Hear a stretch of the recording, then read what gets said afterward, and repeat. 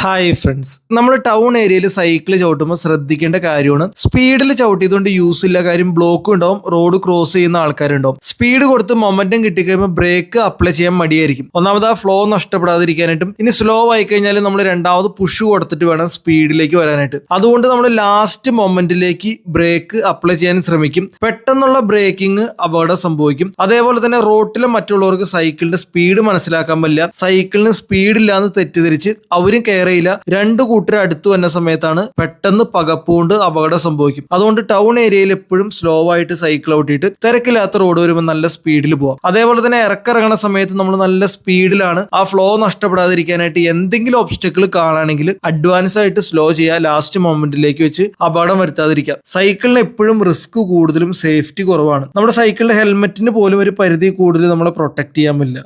ഒരു ബൈക്കിന്റെ ഹെൽമെറ്റിന്റെ പ്രൊട്ടക്ഷൻ ഒന്നും സൈക്കിളിന്റെ ഹെൽമെറ്റിന് ഇല്ല.